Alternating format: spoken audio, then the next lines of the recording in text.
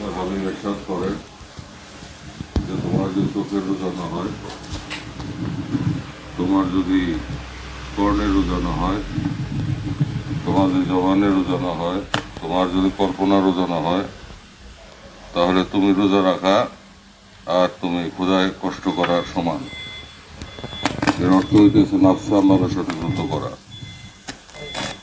কাম, ক্রোধ, লোভ, মোহ, মদ, মাৎসর্য, হিংসা, কিনারিয়া, কামনা, বাসনা সজ্জিত ওই মাটির দেহ যেখানে শয়তান ঘুরে, খোদার আগুনে এটাকে জ্বলাইয়া পড়ে সরকার কইরা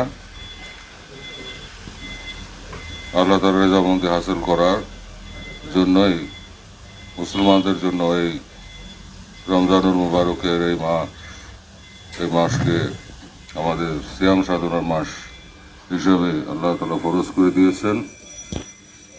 তো সেইভাবে আপনারা রমজানের রোজা পালন করবেন।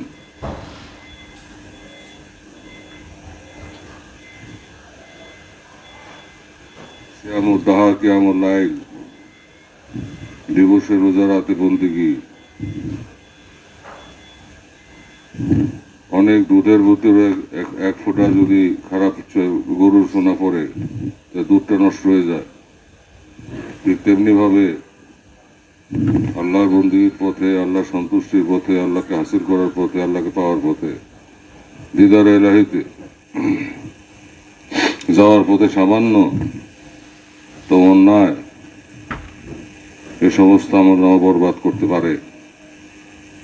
সেজন্য বলছে তোমার আমলের উপরে তুমি খেয়াল রাখো, তোমার নিজের উপর খেয়াল রাখো, নিজেকে চিনো। মানার অফর আফসাহু ফাগাদার অফর আব্বাহু। তো নিজেকে চেনার আগে কেবলাদান হুজুর পাক জবানে বিশ্বরেখা দেওয়া ভরিপুরি ইরশাদ পাক জবানে ফরমাইছেন যে তুমি যদি আল্লাহকে পাইতে চাও, 5টি জিনিসকে পবিত্র করো: চিন্তন, বর্ণন, কল্পন, শ্রবণ, দর্শন। আল্লাহর হাবিবের একই কথা ইরশাদ করছেন। তাই নাফসে আম্মারাকে আমি রোজা রাখলাম, সন্ধ্যার সময় সারাদিন না খাইয়া সন্ধ্যার সময় পার্শ্বের খাইলাম, শেষ রাতে 10 সেপ খাইলাম, এতে হবে না। রমজান আল্লাহর হাবিব ইরশাদ করছেন যে তুমি পেটের 3 ভাগের 1 ভাগ খাদ্য দ্বারা পূরণ করো, 1 ভাগ পানি দ্বারা পূরণ করো, আর 1 ভাগ খালি রাখো। সারা জীবনের জন্যই বলছেন, সারা বছরের জন্যই বলছেন। আর রমজান মাস বিশেষ মাস। এই সময়ে নফসে আম্মারাকে দমন করে নফসে লাওয়ামা, নফসে মুতমাইন্না, তারপর নফসে মুলহেমা, তারপর নফসে মুহাদ্দিসা, আল্লাহ তাআলা দিদারের জগৎ, সেই জগতে প্রবেশ করার জন্য সাধনার মাস। এই সাধনার মাসে আমরা যারা কেবলাদানের হুকুম অক্ষরে অক্ষরে পালন করে কেবলাদানকে অনুসরণ করে রোজা করতে পারি, রোজা রাখতে পারি, সেদিকে আমাদেরকে খেয়াল রাখতে হবে। আমি কেবলাদানকে দেখছি যে সামান্য খাদ্য তিনি সেহরির সময় গ্রহণ করতেন এবং ইফতারের সময় সামান্য ফেনাবাদ খাইতেন, আর কিছুই না। সামান্য ফেনাবাদ খাইয়া, সামান্য বলতে 2 চামচ, এই ছোট চামচে 2 চামচ ফেনাবাদ খাইয়া তিনি নামাজে চলে যেতেন। সবার আগে মৌলানা সাহেবরা খাইতেছে, হুজুর কেবলা নামাজে রওনা হয়ে গেছেন। তখন মৌলানা সাহেব আলেম ওলামারা খাওয়া ডাইকে থুইয়া দৌড়ে চলে যেত নামাজে, তারপর এসে বাকিটু খাইত।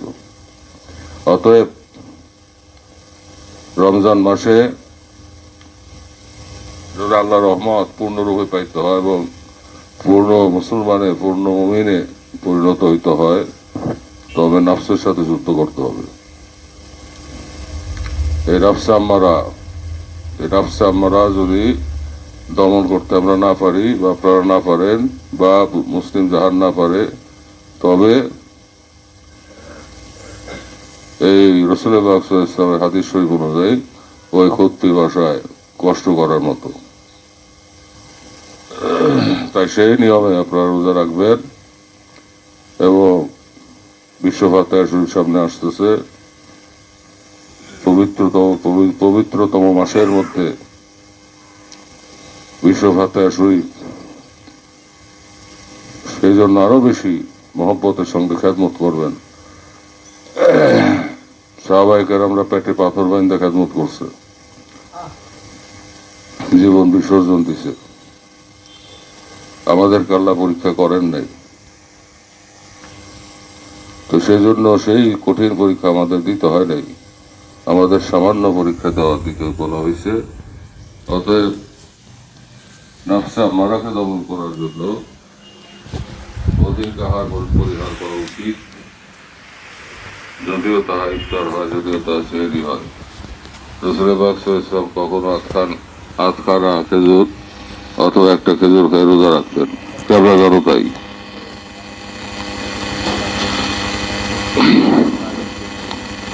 সেভাবে আপনারা আমল করবেন এবং বিশ্ব ফাতিহা শরীফের জন্য পেটে গামছা বাইন্দা সাহাবায়ে কেরামদের মতো মহব্বত নিয়ে আপনারা করবেন, রোজা করবেন। এবং এই রোজার মাসে কিন্তু বদরের যুদ্ধ হয়েছিল, তখন রোজা রেখেই বদরের যুদ্ধ করছে। সাহাবায়ে কেরামরা জীবন দিয়েছে রোজা রেখা। অকল্পনীয় বিষয়, কেমন প্রেমের আগুনে জ্বললে, কেমন খোদা প্রেমিক হইলে, কেমন নবী প্রেমিক হইলে তারা সেটা করতে পারছে। আমরা দয়াল নবীকে পাই নাই, কিন্তু দয়াল নবী উত্তরাধিকার আখিরি মুজাদ্দেদকে পাইছি। আমরা যেন তাকে আখিরি মুজাদ্দেদ জিন্দা বাবাকে যেন সেই রকম ভালোবাসতে পারি যেরকম সাহাবায়ে কেরামরা ভালোবাসছে।